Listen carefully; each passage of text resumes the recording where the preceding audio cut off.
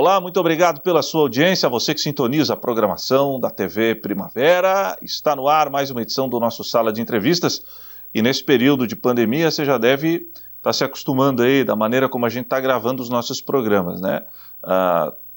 Para evitar maiores problemas, não estamos gravando entrevistas presenciais, ou seja, com o nosso convidado aqui no estúdio, mas ainda bem que Deus permitiu que o homem pudesse desenvolver a tecnologia. E hoje a gente vai fazer mais uma entrevista de forma remota, de forma online, e a tecnologia, quando é usada para o bem, ela é maravilhosa mesmo, né? A gente vai encurtar a distância. Não se cogitava, pelo menos há algum tempo atrás, fazer uma entrevista desse nível, desse gabarito, com alguém que está lá na Europa, no velho continente, no Reino Unido. E hoje eu vou falar, né, com uma pessoa que é muito querida para mim. Ele é, sim, pode ser considerado um criciumense, por muito tempo esteve aqui, hoje mora na Inglaterra com a sua família, pastor evangélico, pastor protestante, e vai nos trazer um pouco deste panorama, desta situação que é totalmente atípica para todos nós, situação que está sendo registrada em todo o planeta. Tenho o prazer de receber aqui no Sala de Entrevistas meu amigo pastor Tiago Albertini. Fala, Tiago! Prazer, Heber, poder conversar contigo mais uma vez durante esse período aí de quarentena forçada. Uhum. E também um prazer poder conversar com os teus amigos e aquele pessoal que te dá essa audiência carinhosa aí. Imagina, prazer é todo nosso. Tiago, vamos, antes da gente falar da pandemia, eu quero saber como é que tá a tua vida aí, cara. Eu falei na introdução, né? Você é praticamente um criciumense, mas você não nasceu em Criciúma, né? Não, nasci na Ilha do Governador, Rio de Janeiro, sou carioca da gema, mas me sinto também um barriga verde já. Tá certo. Bom, como é que foi a tua adaptação aí? Por muito tempo tu teve em Criciúma, acabou, em um determinado momento da sua vida, dando uma guinada, levando a esposa, o filho aí pra Europa. Como é que foi essa situação toda, cara? Cara, é uma situação realmente inusitada, é algo assim, bem desconfortante, né? Quando a gente passa dos 30, a gente já começa a querer ficar na zona de conforto, né? E hoje eu completei 37. Então, como assim hoje? Tá de aniversário? Não. Eu digo, hoje, esse ano. Certo. Perdão pela... Esse ano completei 37, então a gente fica assim, sabe, relutante contra as mudanças, e foi bem difícil, mas o ser humano é adaptável. O que foi mais difícil na tua adaptação? A língua, a cultura, a comida, o frio? A princípio, o choque climático foi enorme. Ah, é? Foi enorme. Quando eu cheguei aqui, estava acontecendo uma das nevascas assim, incomuns. Então, eu saí daquele clima maravilhoso de fevereiro aí em Criciúma, que todo mundo conhece, né? Quente pra chuchu, e caí aqui na neve. Então, foi assim um choque, literalmente. Certo. E depois como é que aí depois disso, desculpa te interromper, o choque cultural é muito grande também. A realidade é diametralmente oposta, entendeu? É completamente diferente. Como é que foi para a família, esposa, filhos? Eles pegaram junto contigo, chegaram a falar, pai, pelo amor de Deus, vamos voltar? Como é que foi para a família? Então, por incrível que pareça, eu achei que ia tirar de letra. Mas, na verdade, quem teve mais dificuldade fui eu. A minha esposa se divertiu desde o primeiro dia. Enquanto eu estava refletindo sobre a minha existência, ela estava batendo foto, vendo as árvores, vendo a arquitetura, frequentando os museus. E eu, assim, ainda fazendo muitas observações a respeito da existência aqui nesse lugar. Certo. Já está totalmente adaptado? A Inglaterra, de fato, é a tua casa hoje? Como eu disse na minha fala inicial, Heber, a pessoa vai se adaptando, né? Eu estou assim, a cada dia assimilando já o fato de viver aqui. A língua ainda tem sido um problema grande para mim. Eu pensei que eu ia absorver mais a língua com facilidade, mas ainda estou tendo muita dificuldade. Já o meu filho, graças a Deus, deu um salto cultural grande, está estudando numa escola cristã, uma escola que é renomada aqui na Inglaterra, e eu fico contente porque ele está evoluindo bastante, já está falando inglês. Então ele é o meu tradutor aí.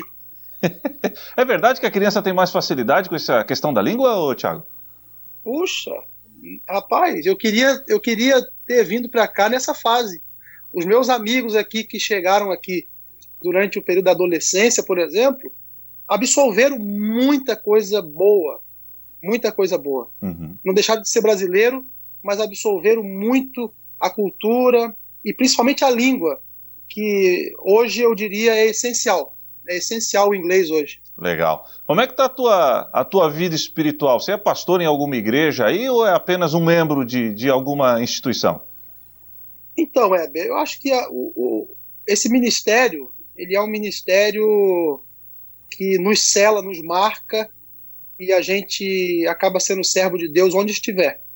Eu estou aqui hoje não pastoreando oficialmente uma igreja, mas estou ajudando, auxiliando e também prestando um serviço dentro das minhas possibilidades e também no campo que eu posso atuar. Estou sendo assim um instrumento de Deus também, até de maneira caseira, né? Promovendo aqui algumas reuniões e conversando com algumas pessoas, aconselhando, e tenho me sentido útil nessa área. Legal. Como é que é pregar na terra de John Wesley? Rapaz, é um grande desafio pregar o evangelho aqui nessa terra. Esse povo, hoje a Inglaterra pode ser considerada um país pós-cristão, infelizmente, né? Hoje é comum as pessoas se declararem descrentes completamente. É comum isso. Nas universidades isso é um fato já. Então é um grande desafio pregar o evangelho aqui. É uma necessidade muito grande, não só a Inglaterra, como também a Europa. O que houve que esfriou tanto na Europa, Thiago? O secularismo, o liberalismo teológico, o intelectualismo, tudo isso tomou conta, a própria ciência vai ocupando o espaço que deveria ser um espaço único e exclusivo de Deus, e as pessoas estão assim cada vez mais frias no aspecto do amor e da fé. Uhum. Eu fico impressionado porque, obviamente, falando de uma maneira humilde, eu não sou um estudioso como você, por exemplo, mas quanto mais eu busco acrescentar o intelecto com relação às coisas do reino, e quanto mais eu vejo a ciência evoluir, eu fico mais crente na existência de Deus e a minha certeza cada vez mais convicta de que Jesus Cristo é, de fato, o nosso Salvador. Por que houve esse caminho inverso aí na Inglaterra, ou na Europa toda, Thiago? Olha, eu acho que para fazermos essa abordagem, deveríamos fazer uma apuração assim bem, bem profunda. Mas o grande fator é que a igreja aqui, a igreja hoje, ela já não é mais uma igreja atuante, ela já não é uma igreja vívida, entendeu? E a igreja aqui, ela já foi um grande influenciador para a sociedade. Hoje a igreja, ela é totalmente influenciada pela sociedade, entendeu? Então, essa inversão de valores e de fatores provocou essa mudança, essa alternância muito grande. Uhum. Então, por exemplo, a reforma protestante, por exemplo, viabilizou o crescimento industrial, tecnológico, entendeu? Muita coisa que fez com que a Europa crescesse e tornasse o que é hoje. E agora nós estamos vendo o inverso, né? A influência de fora para dentro. Tanto que durante esse período de quarentena, ninguém se preocupa com o fato do fechamento das igrejas. Uhum.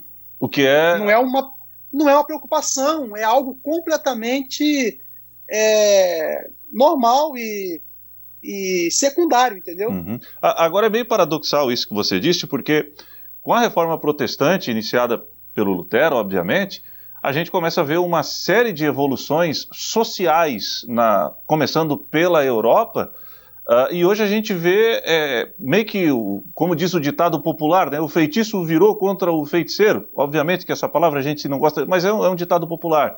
Porque o primeiro conceito de escola pública na Europa foi implantado por João Calvino, nós tivemos aí as mulheres sendo inseridas em todo um contexto social através da reforma protestante, e isso hoje acabou meio que se tornando uma arma contra o próprio evangelho, é isso, Tiago? Perfeitamente. Acima de tudo isso, a gente vê também uma ação muito forte no campo místico espiritual, né? Uhum. Isso obviamente está orquestrado pelas hostes malignas do mal, e também escatologicamente falando, isso era um fato previsto, né? Essa apostasia da fé, né? Esse afastamento, esse distanciamento da verdade. Então, estamos vendo aqui o que nós poderíamos evitar, talvez, de acontecer amanhã ou depois no Brasil, por exemplo, que é um país considerado cristão. Uhum, uhum. Mas, por outro lado também, como você acabou mesmo falando, Tiago, de uma certa forma, olhando para a Bíblia, a gente meio que se conforma com essa situação, porque cada vez mais a gente vê que a Bíblia é inerrante. Eu não tenho mais dúvida, mas muitas pessoas ainda levantam essa... A Bíblia já falava sobre isso, né? Perfeitamente. Uhum. Perfeitamente.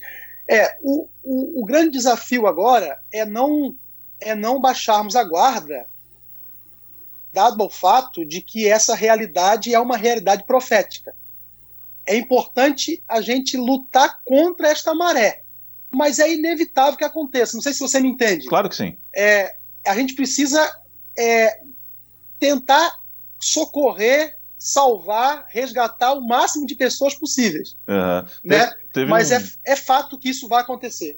Teve um amigo meu que, certa vez, sobre uma dessas polêmicas que o Congresso Nacional acabou votando, já há alguns anos atrás, você estava até no Brasil ainda, com algumas situações do Congresso que iam na contramão daquilo que a igreja prega e daquilo que a igreja entende ser a conduta correta.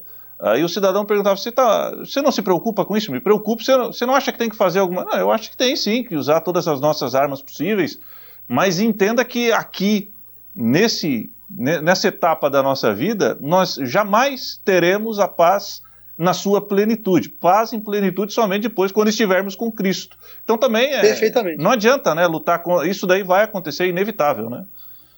Com certeza. Uhum. A gente tenta preservar ao máximo os nossos valores, os nossos padrões,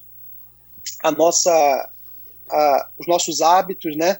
Os costumes que são bons, que devem ser preservados, mas a gente tem a nítida sensação de que estamos caminhando para o fim. Essa é a realidade. Também tenho essa impressão. Tiago, eu vou fazer o seguinte, eu vou chamar um comercial e daqui a pouco a gente volta falando, a gente já falou um pouquinho aí da tua vida na Inglaterra, eu quero falar um pouquinho sobre o coronavírus, eu acho que você tem muito a agregar pra gente, para trazer algumas informações dessa situação que é totalmente atípica pra gente. Combinado? Já já a gente volta? Beleza, até mais. Tá bom, daqui a pouquinho eu volto com o Tiago Albertini, pastor criciumense, ele disse que é carioca criciumense, né? Tá lá na Inglaterra, no Reino Unido, e daqui a pouco a gente fala sobre essa pandemia que de fato alcança todo mundo, aqui e na Inglaterra não poderia ser diferente. Já já voltaremos.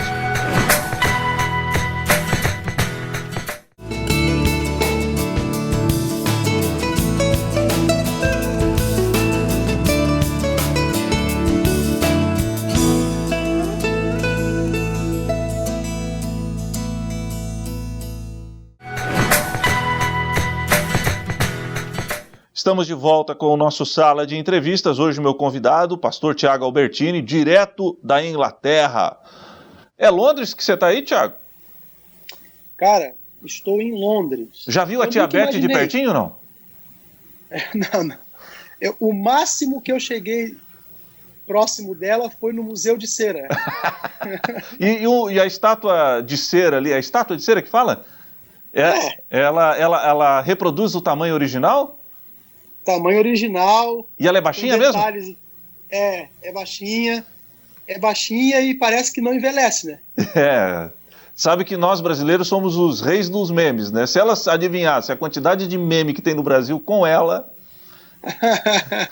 Ah, não, ela deve rir um pouco. Ela deve rir.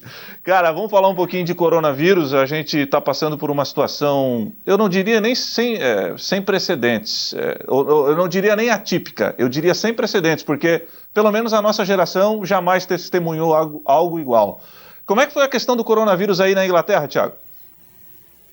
Éber, assim, ó, como você bem disse, a gente nunca tinha passado por isso, né? A nossa geração, pelo menos. Então, a gente não tinha nem paralelo, né? Então, a gente... Assim, eu confesso que eu estava, assim, observando pela mídia, mas, né, tentando manter minha vida normal, trabalhando, passeando, comprando, enfim. Cara, e de repente, a nossa rotina mudou aqui radicalmente. Só para fazer o cronograma dos fatos, o Covid iniciou aqui no dia 31 de janeiro de 2020. Só que aí o primeiro caso documentado aqui na Inglaterra aconteceu no dia 20/2. Uhum. E aí começou o quê? A proliferação, né, do vírus. A quarentena em si começou no dia 23/3. Eu me lembro que eu acordei, me vesti, preparei a marmita, estava pronto para sair, aguardando alguns minutos. Nessa época trabalhávamos em 4 brasileiros no mesmo site, no mesmo local de trabalho. Uhum. E aí um deles entrou em contato com a gente e falou assim, ó, o site fechou, a orientação é que a gente não vá trabalhar e vamos aguardar a segunda ordem. E aí a gente entrou em quarentena e a coisa se tornou aquilo que todo mundo viu no mundo inteiro, inclusive aqui na Inglaterra. Todo mundo parado. E acabei, a partir daquele dia, ficando em casa. E aí, quando você começa uma nova rotina, você não sabe nem o que você vai fazer, né? Então, eu fiquei em casa. Eu acordava de manhã, não sabia para onde eu ia, o que eu ia fazer, quais seriam os meus novos hábitos. E aí eu comecei a estabelecer uma nova rotina. Mas só para início de conversa foi bem difícil, bem complicado. Como é que vocês, principalmente vocês são de outro país, aí se viraram nesse momento que vocês não puderam trabalhar? Como é que ficou a renda de vocês aí? Não, só para a gente ter um parâmetro, que a gente tem muito criciumense, muita gente aqui da região sul que mora na Inglaterra. Como é que vocês se viraram nesse período, Thiago? Eu vou falar por mim, que eu estou aqui legal, né? Eu estou trabalhando de maneira legal. Então, para os trabalhadores que estão no método formal, o governo atendeu até 80% do salário. Se esse valor não excedesse o valor de 2.500 libras. 2.500 libras. Certo. Então, até 2.500 libras, o governo atendia 80%. Ele bancava esse 80%. Bancava 80%. Tá. Então, eu entrei para esse programa logo em seguida. Agora, eu já ouvi falar, eu não tenho fontes materiais disso, mas eu já ouvi falar que haja, aqui na Inglaterra talvez, 50% dos brasileiros aqui ilegais. Então, também ouvi falar que durante o período da quarentena, muitos deles foram embora. Muitos. Entendeu? Porque aí o cara não podia trabalhar, né, cara? O cara não pode trabalhar. Viver em Londres é caro, Éber. Viver em Londres é caro, cara. Entendeu? Londres é uma das cidades mais caras do mundo para se viver. É uma das cidades com mais oportunidades também no mundo. Só que é uma Babilônia, entendeu? Mas quando você fala caro, você está se referindo ao turismo ou às coisas mais básicas, como ir a um supermercado, comprar roupa? Não. É caro para morar, entendeu? É caro para morar. Você paga alto no aluguel. Entendeu? Então, eu só imagino uma pessoa que foi privada do seu trabalho e não recebeu nenhum subsídio governamental. Então, essa pessoa pensou 2 vezes. Ou eu vou ter que gastar o que eu estava, né, entesourando para investir no Brasil, ou eu vou para o Brasil e recomeço a minha vida lá. Então, muita gente resolveu ir embora nesse período. Certo. Mas, graças a Deus, eu e minha família conseguimos subsistir aqui razoavelmente bem. Amém. Como é que vocês estão? Como é que está a situação hoje aí? Já houve um afrouxamento das medidas restritivas? A vida já voltou ao normal aí na Inglaterra, Thiago? Está voltando ao normal periodicamente, a cada semana, mas já estamos progredindo assim mais rapidamente. O governo está anunciando para dia 4 de julho agora os restaurantes e os famosos pubs. Não sei se você já ouviu falar de pub. Claro, os pubs londrinos. Justamente. Dizem que a vida só voltará à sua normalidade quando os pubs abrirem aqui, né? Uhum. Porque os pubs aqui é muito tradicional e os britânicos, mas também os imigrantes que já tiveram a oportunidade de frequentar e participar, gostam muito, porque a comida é barata e é um ambiente assim, como se fossem as lanchonetes do Brasil aí. Uhum. Legal.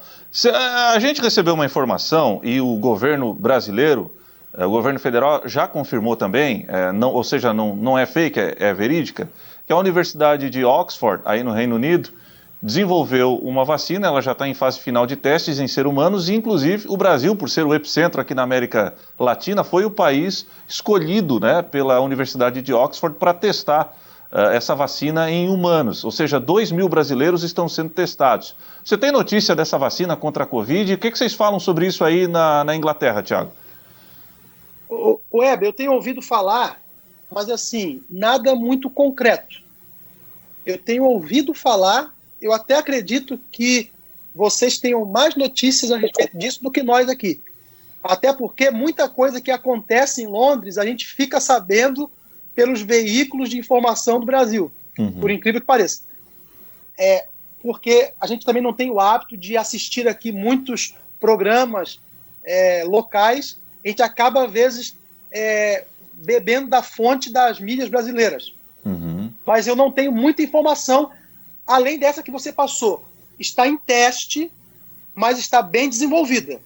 Então, eu acredito que até o fim desse ano tenhamos aqui uma vacinação geral. Legal. É bem provável. Bem provável. A gente já está indo para a reta final do nosso programa e tem alguns questionamentos que as pessoas fazem aqui no Brasil e que a gente pode tomar de parâmetro de países que tiveram sucesso aí nessa luta contra a Covid. Aqui se politizou muito, né? Ou seja, a turma que é opositora hoje do governo federal, que já esteve no comando do país, meio que a culpa da proliferação é porque o governo não está fazendo o enfrentamento de forma correta. Uns dizem que é preciso isolamento social, outros dizem que tem que ir para a rua para adquirir o vírus para pegar a tal da imunidade.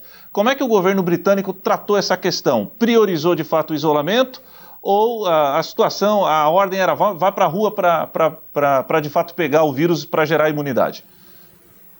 Não, o governo aqui ele fez pronunciamentos bem assim categóricos. Uhum. O slogan era fique em casa. Uhum. Entendeu? O slogan do governo era fique em casa. O que aconteceu foi o seguinte: grande parte da população aderiu à quarentena com as medidas também de afrouxamento que o governo permitiu, que é, por exemplo, fazer um exercício diariamente, aí depois abriu para 2 períodos de exercício por dia. Então, houveram assim algumas medidas que foram sendo tomadas. Agora, o que facilitou muito foi que eu percebi a oposição aqui, ela não politizou, como você disse, a situação. A oposição, ela deu uma trégua ao governo, entendeu? Ela não se uniu ao governo, mas a oposição aqui deu uma trégua, né? E deixou o primeiro-ministro, que hoje é do Partido Conservador, que é o Boris, deixou o primeiro-ministro tomar as medidas de precaução com mais cabeça fria. Então, isso foi importante também. Mas as pessoas, na grande maioria, aderiram e tomaram também medidas assim bem restritivas. Os os metrôs eram vazios. Eu sei porque eu ainda me locomovi em algumas situações, por algumas situações assim emergenciais, e o metrô estava vazio.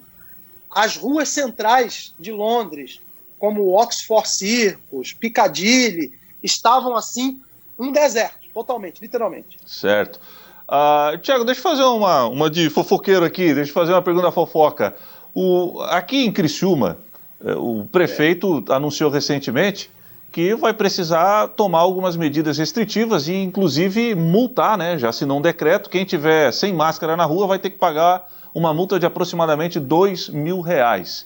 Por quê? Porque sabe como é que é o brasileiro, né? Foi afrouxando, a turma já liberou, muita gente já se reuniu para fazer festa e tal, e aumentou consideravelmente o número de infectados aqui na nossa cidade. As UTIs, elas já chegam num número alarmante, os leitos de UTIs ocupados, e o prefeito precisou tomar essa medida novamente de, se não tivesse com máscara vai ser multado, idoso não pode ir para a rua e tal. O inglês, ele é mais obediente quando o governo passa uma recomendação, ou ele é meio teimosinho igual o brasileiro, Tiago? Não, o inglês ele é muito cauteloso já por natureza, né? O inglês ele é muito cauteloso e a gente percebeu uma adesão assim maciça. Apesar de que estamos falando de Londres, tá? Londres, o que menos se vê são ingleses. Cara, isso aqui é uma Babilônia. É mesmo, cara? Tem mais de 300 línguas aqui espalhadas aí. É uma coisa de doido. Mas, claro, eu moro num bairro aqui, por exemplo, que é um bairro de mais ingleses. Excepcionalmente o bairro que eu moro. Mas quando eu pego o metrô e vou para a Zona Norte, por exemplo, aí a gente emerge num mundo assim completamente babilônico, usando uma linguagem bíblica. Mas o inglês é muito cauteloso e aderiram sim. Você acha que quando que a gente volta ao normal aí na Inglaterra, tá mais perto do fim ou tá no meio da caminhada ainda, Tiago? Eu tenho percebido um avanço grande. Uhum. Estamos próximos de passar por essa fase mais tensa, crítica. Certo. Acho que em breve estaremos já mais à vontade. Não, hoje em dia, a nossa rotina já está voltando àquela do mundo antes do Covid. Uhum. Tá certo. Inclusive o Liverpool foi campeão da Liga aí, não foi, recentemente? Pois é, com a derrota do City para o Chelsea, que ninguém imaginava. Uhum. Deu certo para o Liverpool, né? Deu certo pro Liverpool. Legal. Tiago, prazer ter falado contigo. Tu é um grande amigo, cara. Saudade imensa. Prazer foi meu. E quem sabe aí a gente se encontra aí daqui a pouco, né? A gente dá um passeio. Ou quem sabe tu vem aqui visitar a gente também, né? Pois é. Você e a sua equipe estão de portas abertas aqui. Legal. Tiago, obrigado pela entrevista. Sucesso para vocês aí em Londres e que Deus te abençoe, meu irmão. Obrigadão, amigão. Tudo de bom. E aí, gostou do nosso Sala? Esse foi o Tiago Albertini, pastor protestante lá em Londres, na Inglaterra, falando um pouco, né, sobre essa situação do coronavírus lá no Reino Unido.